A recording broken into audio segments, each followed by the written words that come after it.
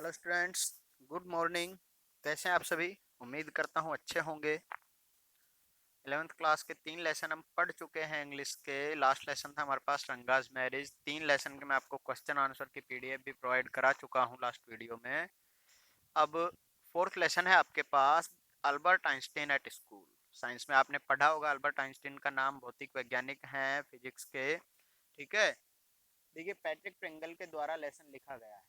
सबसे पहले हम पढ़ते हैं अल्बर्ट आइंस्टीन के बारे में। 1879 to 1955 is regarded as the greatest physicist since Newton.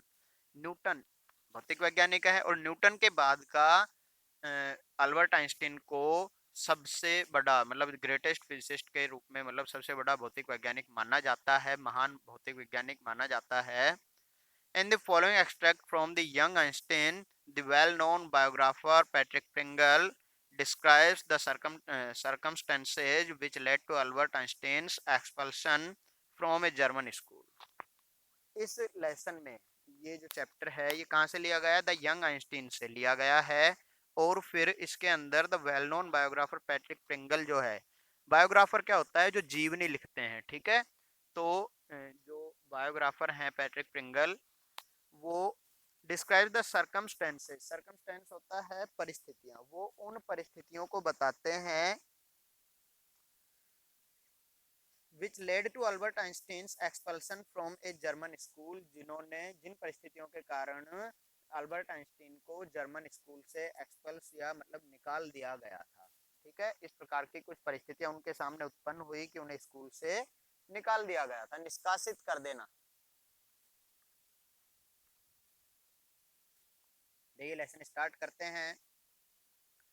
In what year, Einstein asked the history teacher, did the Persians defeat the French at Waterloo? जो हिस्ट्री टीचर है वो पूछते हैं कि आइंस्टीन बताओ, वाटरलू के युद्ध में कौन सी साल में, किस साल में पर्शियंस ने फ्रेंच को हराया था, डिफीट किया था? सवाल पूछते हैं। आई डोंट नो सर, मुझे नहीं पता sir. Why don't you know? You have been told it often enough. तुम्हें क्यों नहीं पता है? ये तो आपको कई बार बताया जा चुका है। I must have forgotten sir. Einstein बोलते हैं कि सर मैं भूल गया शायद।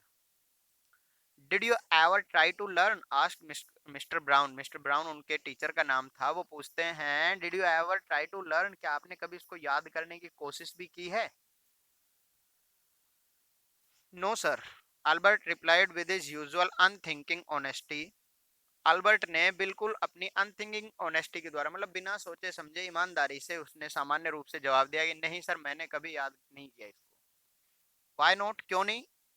आई can't see any point in learning dates, क्योंकि मुझे डेट्स को याद करने में कोई तुक या कोई पॉइंट नहीं लगता, कि कोई फायदा नहीं है मुझे लगता है डेट को याद करने में। One can always look them up in a book. कोई भी व्यक्ति उनको किताब में कभी भी देख सकता है, किताब में ढूंढ सकते हैं हम कभी भी जब हमें डेट देखनी हो। Mister brown was speechless for a few moments. कुछ देर के लिए मिस्टर ब्राउन बिल्कुल स्पीचलेस हो गए, उनके पास कोई शब्द नहीं थे बोलने को। यू अमेज मी, तुमने मुझे चकित कर दिया, आपने तो मुझे आश्चर्यचकित कर दिया Einstein. He said at last, लेकिन अंत में उन्होंने कहा, don't you realise that one can always look most things up in books? क्या तुम्हें नहीं लगता, don't you realise that one can always look most things up in books, that applies to all facts you learn at school?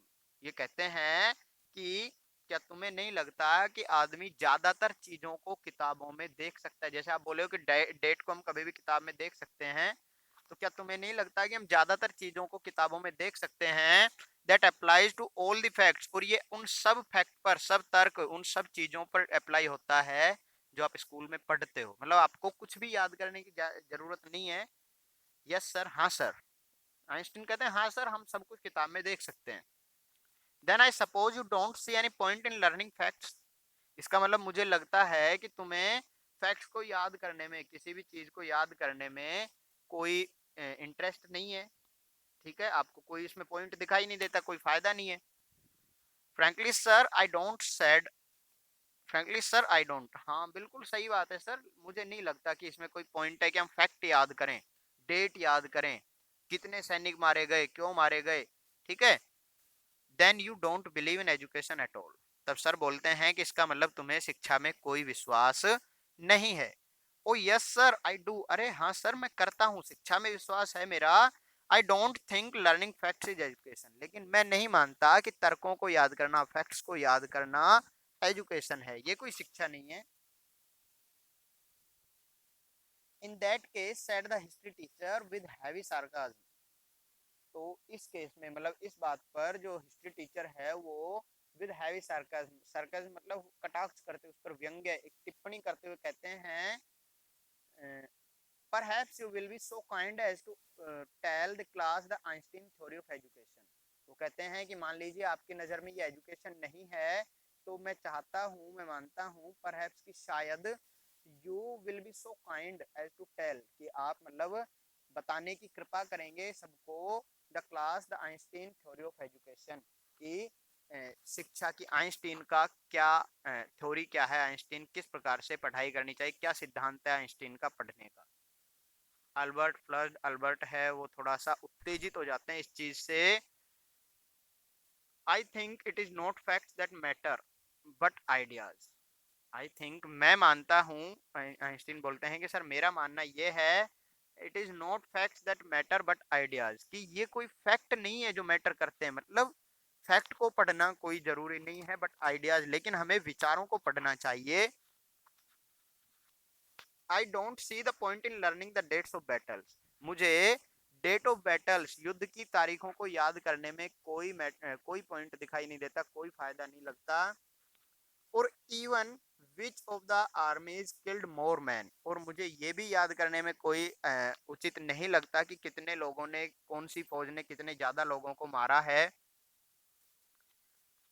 I would be more interested in learning why two soldiers were trying to kill each other. मैं तो ये सोचने में, ये समझने में, इस चीज को समझने में ज्यादा मतलब मुझे रुचि होगी कि आखिर ये लोग आपस में लड़ते क्यों थे, इनकी लड़ाई क्यों हुई, कारण क्या था, मुद्दा क्या रहा। ठीक है, that's enough, Mister Brown's eyes were cold and cruel, we don't want a lecture from you Einstein.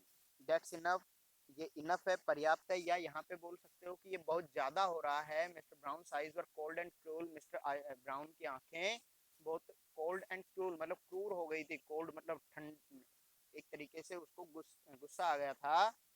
We don't want a lecture from you Einstein, Einstein हमें तुमसे कोई लेक्चर नहीं चाहिए।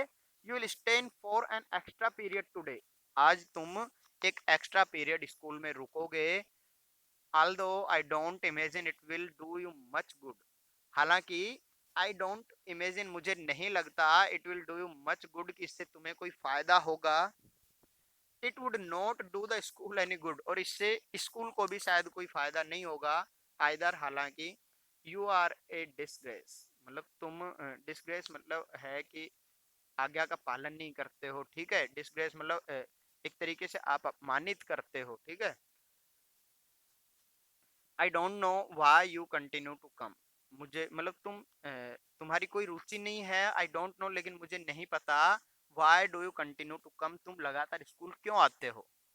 It is not my wish sir, Albert pointed out, Albert ने point out किया, Albert ने बताया कि sir it is not my wish, मेरी इच्छा नहीं है स्कूल आने की। Then you are an ungrateful boy and ought to be ashamed of yourself, तब तुम एक अनग्रेटफुल, ग्रेटफुल तो मतलब होता है अच्छा, इसका मतलब ये कह रहा है कि तुम एक वाहियात लड़के हो, वाहियात किस्म के, and ought to be ashamed of yourself, और तुम्हें अपने आप पर शर्म आनी चाहिए। I suggest you ask your father to take you away, मैं आपको सजेस्ट करता हूँ, सलाह देता हूँ कि तुम अपने पिताजी से तुम्हें यहाँ से ले जाने को कहो, कि मुझे तुम्हें यहाँ से ले जाए। Albert felt miserable when he left school that afternoon, Albert जब उस दोपहर स्कूल से घर आया तो उसे बड़ा मिजरेबल होता है वैसे, दयनीय या बहुत बुरा लग रहा था। Note that it had been a bad day, ना इसके लिए नहीं कि वो उसका एक बुरा दिन था, क्यों, most days were bad now, क्योंकि अब उसके लगभग दिन बुरे ही होते थे। Anyway but because he had to go back to the hateful place the next morning, लेकिन वो इसलिए दुखी था क्योंकि अगली सुबह फिर उसे उसी हेटफुल प्लेस पर, हेटफुल मतलब जिस पर वो नफरत करता था, उसी जगह पर, कौन सी जगह, स्कूल से नफरत करता था, उसी जगह पर उसे वापस जाना था, इसलिए वो दुखी था। He only wished his father would take him away. वो सिर्फ ये विश करता था, उसकी इच्छा सिर्फ यही थी that his father would take him away, कि उसके पिताजी उसे वापस ले जाएं. But there was no point in even asking. लेकिन ये पूछने से भी कोई पॉइंट नहीं था, कोई अर्थ नहीं निकलता था, कोई मतलब नहीं था. He knew what the answer would be. उसे पता था कि उनका जवाब क्या होगा. He would have to stay until he had taken his diploma. उसे तब तक वहां पर रहना था जब तक उसे उसका डिप्लोमा नहीं मिल जाए. Going back to his lodgings did not cheer him up. Lodging मतलब होता है मतलब रहने का स्थान, निवास स्थान. जब वो अपने वापस स्थान पर जा रहा था, अपने घर मतलब रूम पर जा रहा था, तो उससे भी उसे कुछ ज्यादा खुशी नहीं हुई. His father had so little money to spare that Albert had been found a room in one of the poorest quarters of Munich. उसके पिताजी के पास पैसे कम थे या इतने ही थे to spare that Albert had been found a room in one of the poorest quarters of Munich, कि अल्बर्ट को म्यूनिक के सबसे पुअर क्वार्टर्स मतलब सबसे हल्के या गरीब तबका जो था वहां पर उसको एक क्वार्टर या रूम दिलाया गया था. He did not mind the bad food and lack of comfort. उसे वहाँ के बैड फूड जो मतलब अच्छा भोजन नहीं मिलता था, या लैक ऑफ कंफर्ट, या वहाँ पे जो कंफर्टनेस की कमी थी, आरामदायक स्थिति नहीं थी, उससे उसे कोई फर्क नहीं पड़ता था. इस चीज से वो कोई माइंड नहीं करता था. और इवन द डर्ट एंड स्क्वेलर, और यहाँ तक कि वहाँ की गंदगी से भी उसे कोई समस्या नहीं थी. But he hated the atmosphere of slum violence. लेकिन जो स्लम स्लम बोलते गंदी बस्ती या कच्ची बस्ती एक तरीके से, लेकिन उसे समस्या थी, हेट करता था वहाँ उस स्लम में जो वायलेंस मतलब हिंसक गतिविधियां जो होती थी एक प्रकार से, ठीक है, उस बस्ती में. His landlady beat her children regularly. उसकी जो लैंड लेडी मतलब जो उसकी मकान मालकिन थी, बीट हर चिल्ड्रन रेगुलरली, वो अपने बच्चों को नियमित रूप से पिटाई करती थी. And every Saturday her husband came drunk and beat her. और प्रत्येक शनिवार को उसका पति शराब पीकर आता था और उसकी पिटाई करता था. But at least you have a room of your own, which is more than I can say, said Yuri when he called round in the evening. Yuri Einstein का दोस्त था. जब वो वापस आया शाम को, जब वो मिले, तो यूरी ने कहा बट एट लीस्ट, लेकिन कम से कम, you have a room of your own, कम से कम तुम्हारा खुद का एक कमरा तो है. Which is more than I can say, जो कि मैं मानता हूँ बहुत बड़ी चीज है, कम से कम तुम्हारा खुद का कमरा है. At least you live among civilized human beings, even if they are all poor students, said Albert. Albert ने कहा कि कम से कम तुम सिविलाइज्ड मतलब सभ्य लोगों के बीच में तो रहते हो, भले ही वो गरीब विद्यार्थी हैं, पुअर स्टूडेंट्स है, लेकिन कम से कम सभ्य तो हैं, जीवन जीने का तरीका तो आता है उन्हें. तब यूरी बोलता है they are not all civilised, वो सभी सिविलाइज्ड नहीं है, सभी सभ्य नहीं है. यूरी रिप्लाइड, यूरी ने जवाब दिया, did you not hear that one of them was killed last week in a duel. क्या तुम्हें नहीं पता कि लास्ट वीक पिछले सप्ताह ही उनमें से एक की डेथ हो गई, मौत हो गई. किसमें? इन ए ड्यूल. ड्यूल बोलते हैं द्वंद्व युद्ध होना, ठीक है, आपस में लड़ते हुए उनमें से एक की मौत हो गई. And what happens to the one who killed him. तब अल्बर्ट पूछते हैं कि दूसरा जिसने उसे मारा था उसका क्या हुआ. नथिंग ऑफ कोर्स, सच में कुछ नहीं हुआ उसका, वास्तव में उसका कुछ नहीं हुआ. He is even proud of it, यहाँ तक कि उसे तो इस चीज पर गर्व है. His only worry is that the authorities have told him not to fight any more duels. उसकी सिर्फ एक ही चिंता है, एक ही दुख है उसे, that authorities has banned him, की अथॉरिटी या जो अधिकारी हैं उसने उसे have told him not to fight any more duels, की उसे इससे आगे द्वंद्व लड़ने से मना कर दिया, युद्ध लड़ने से या लड़ाइयाँ करने से उसे मना कर दिया है. And he is upset about this, और वो इस चीज से अपसेट है, थोड़ा दुखी है. because he has not a single scar on his face to wear for the rest of his life as a badge of honor. उसे सिर्फ इस बात का दुख है, ठीक है, because he has not a single scar, क्योंकि उसके चेहरे पर एक भी निशान, घाव नहीं है, स्कार नहीं है ऑन हिज फेस, उसके चेहरे पर, to wear for the rest of his life, जिसे वो बाकी पूरे जिंदगी दिखा सके as a badge of honour. As a badge of honour, badge of honour क्या बोल सकते हो, मतलब एक सम्मान के चिन्ह के रूप में, ठीक है, जिसको वो दिखा सके प्रसिद्धि के चिन्ह के रूप में, स्मृति चिन्ह के रूप में। Oh exclaim Albert, and these are the students, अरे मतलब उसको बड़ा दुख हुआ कि देखो दीज आर द स्टूडेंट्स, कि ये इस प्रकार के विद्यार्थी हैं, ये अपने आप को विद्यार्थी बोलते हैं, ठीक है। Well you will B a student one day said Yuri, Yuri ने कहा अच्छा है तुम भी एक दिन विद्यार्थी बन जाओगे।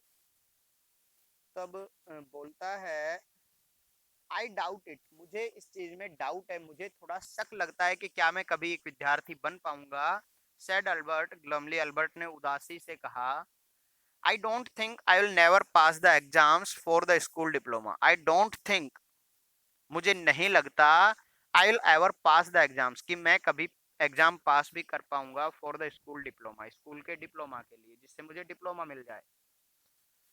He told his cousin Elsa the same next time she came to Munich, और जब उसकी कजिन, उसकी चचेरी बहन एल्सा म्यूनिक आई, तब उसने उससे भी यही बात कही कि मुझे नहीं लगता मैं अपने एग्जाम पास कर पाऊंगा।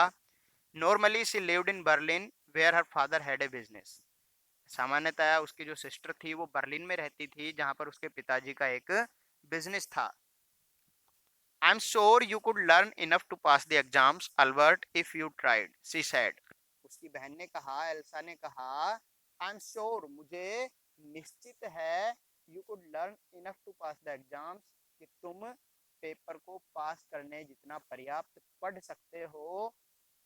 अल्बर्ट इफ यू ट्राइड, यदि तुम कोशिश करते हो। I know lots of boys who are much more stupid than you are, मैं ऐसे बहुत से लड़कों को जानती हूँ जो तुमसे भी ज्यादा स्टूपिड या बुद्धू थे, वो गेट थ्रू, जो पास हो गए। They say you don't have to know anything, मतलब उनका कहना है, उनका मानना है कि you don't know, you don't need to know anything, तुम्हें कुछ भी जानने की जरूरत नहीं है, तुम्हें कुछ भी पता मत हो भले। You don't have to understand what you are taught, तुम्हें जरूरत नहीं है वो समझने की जो तुम्हें पढ़ाया गया है, तुम्हें कुछ भी समझने की जरूरत नहीं है।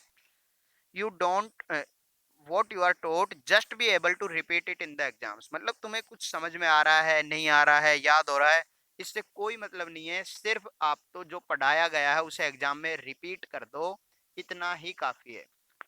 That is the whole trouble said Albert, लेकिन अल्बर्ट ने क्या कहा कि यही तो सबसे बड़ी समस्या है।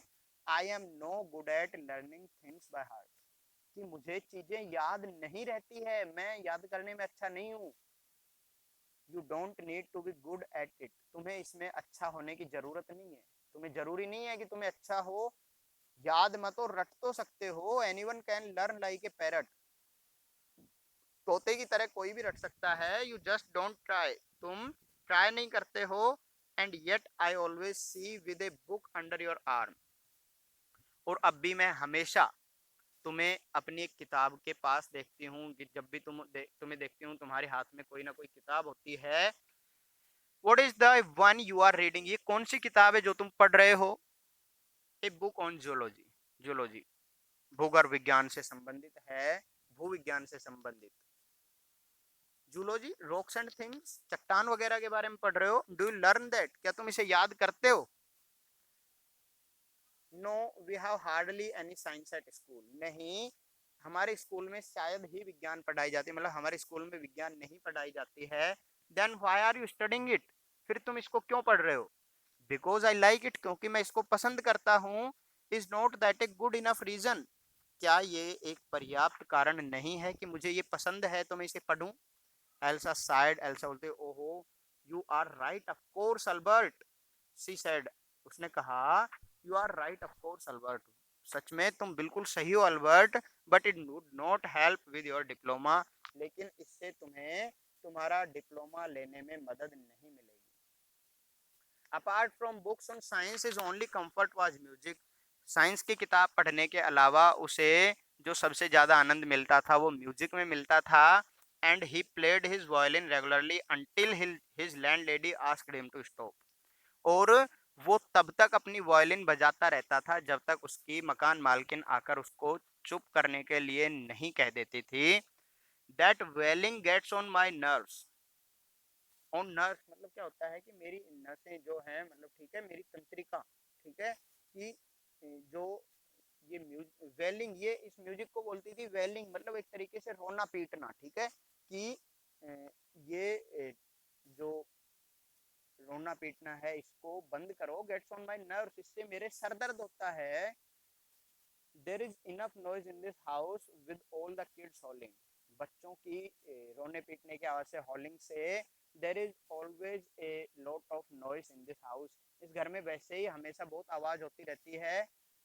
Albert was tempted to point out that most of the time it was she who made them howl।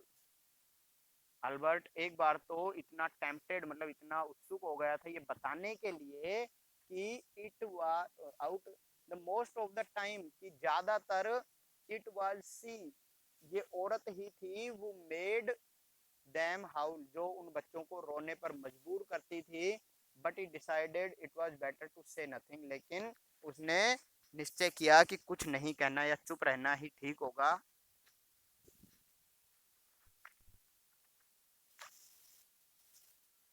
Albert, sorry, I must get away from here, he told Yuri after 6 months alone in Munich. Munich में 6 महीने अकेले रहने के बाद उसने कहा Yuri Yuri से, I must get away from here, मुझे यहाँ से चले जाना चाहिए। It is absurd that I should go on like this, ये एक एब्सोर्ड बेतुका मतलब कोई फायदा नहीं है मैं फालतू में इसी तरह अगर चलता रहा। In the end, it will turn out I have been wasting my father's money and everyone's time। अगर ऐसे ही चलता रहा तो अंत में निष्कर्ष यही निकलेगा कि मैंने अपने पिताजी के पैसे बर्बाद किए और सभी का टाइम बर्बाद किया। It will be better for all if I stop now, सभी के लिए अच्छा यही होगा कि मैं अभी इस चीज को बंद कर दूं। And then what will you do, Yuri asked, Yuri ने पूछा कि फिर तुम क्या करोगे, मान लो अगर तुम यहाँ से चले जाते हो स्कूल छोड़कर, फिर क्या करोगे। आई डोंट नो, मुझे नहीं पता मैं क्या करूंगा। If I go to Milan I am afraid my father will send me back unless, उसने कहा इफ आई गो टू मिलान, यदि मैं मिलान जाता हूँ, आई एम अफ्रेड तो मुझे डर है, my father would send me back unless, मेरे पिताजी मुझे वापस भेज देंगे, अनलेस जब तक। His eyes gleamed with a sudden idea। ऐसा कहते हुए उसकी आंखें एक अचानक एक अच्छे विचार से चमक उठी, उसे कोई विचार आया। Yuri do you know any friendly doctor, Yuri क्या तुम कोई अच्छे डॉक्टर को जानते हो। I know a lot of medical students, मैं बहुत सारे मेडिकल स्टूडेंट्स को जानता हूँ। And some of them are friendly, और उनमें से ज्यादातर मेरे दोस्त हैं। यूरी ने कहा doctor, no I have never had enough money to go to one. Why, लेकिन मैं डॉक्टर को नहीं जानता क्योंकि मेरे पास कभी इतने पर्याप्त पैसे नहीं रहे कि मैं डॉक्टर के पास जाऊं। लेकिन क्यों, तुम क्यों पूछ रहे हो। सपोज सेड अल्बर्ट, अल्बर्ट ने कहा कि सपोज करो, मान लो, that I had a nerve breakdown, कि मेरे पास मेरा अगर कोई नर्वस ब्रेकडाउन हो जाए गंभीरता से, अगर मुझे कोई समस्या हो जाए, मैं गंभीर रूप से बीमार हो जाऊं। Suppose A doctor would say, मान लो कि एक डॉक्टर ये कह दे it is bad for me to go to school, कि मुझे स्कूल जाना मेरे लिए हानिकारक है, बुरा है। And I need to get right away from it, और मुझे यहाँ से निकाल देना ठीक होगा। ठीक है, तो ये यूरी से देखो ये प्लान करते हैं, ठीक है, कि डॉक्टर अगर ये कह देता है कि स्कूल जाना मेरे लिए खतरनाक है या वहां पर मुझे समस्या होती है, ठीक है, तो फिर मेरा यहाँ से जाना आसान हो जाएगा। ठीक है, देखो आधा लेसन लगभग आपका हो गया है, और हाँ आधा लेसन बचता है आपका, नेक्स्ट वीडियो में कराएंगे। तब तक के लिए कीप स्टडिंग, ओके।